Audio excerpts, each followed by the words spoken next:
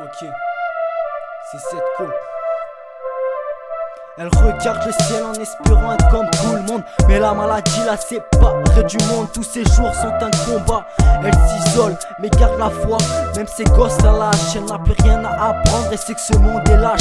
Plus capable de travailler, le juge convoque les huissiers. La galère continue quand elle apprend qu'il ne lui reste plus d'avenir, car la maladie la rattrape et veut la faire partir. La banque l'appelle et lui dit qu'ils vont saisir sa maison, faute de moyens financiers. En apprenant ça, elle lâche le téléphone, tombe sur ses genoux et se met à pleurer.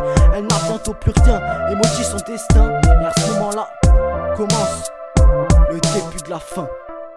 Plusieurs jours passent et elle stresse à l'idée d'entendre sonner, ouvrir la porte et voir les huissiers entrer, débarquer pour venir chercher tout ce qui lui restait depuis que la maladie avait commencé. 2 jours plus tard, le malheur arrive. Elle rentre chez elle après une journée pas très chargée. Elle monte les étages, arrive à son palier. Elle vit sa porte défoncée et se mit à crier, pleurer, car elle savait que les huissiers venaient de passer. Elle entra et ne vit plus rien. Et à ce moment-là, on se rapproche de la fin. Elle repartit et dans la rue, elle se dit qu'elle peut vivre avec peu. Sauf que la maladie la rattrape peu à peu. Sa première nuit se passe dans un centre d'hébergement des sans-abri. Et quand elle vit ces personnes, elle comprit que la vie dehors n'était pas si facile. La seconde nuit, les centres n'ont pas pu la prendre. Elle se dit qu'elle peut mieux faire nuit blanche et qu'elle peut apprendre.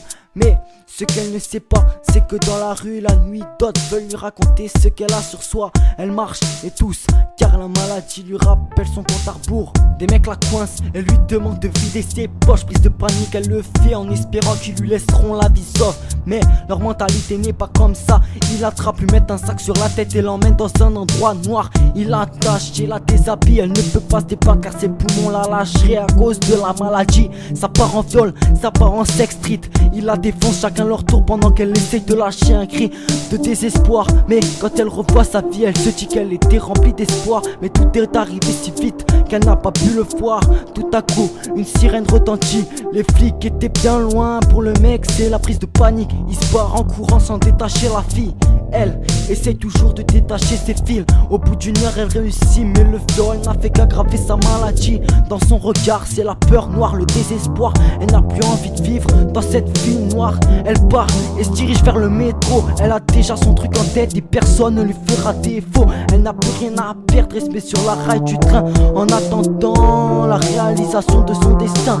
Il est 2h50 du matin quand elle aperçoit le train. Elle se dit que c'est fini, qu'elle pourra plus souffrir. Le train la percute, elle fait un vol et vous l'aurez compris, ceci est la fin.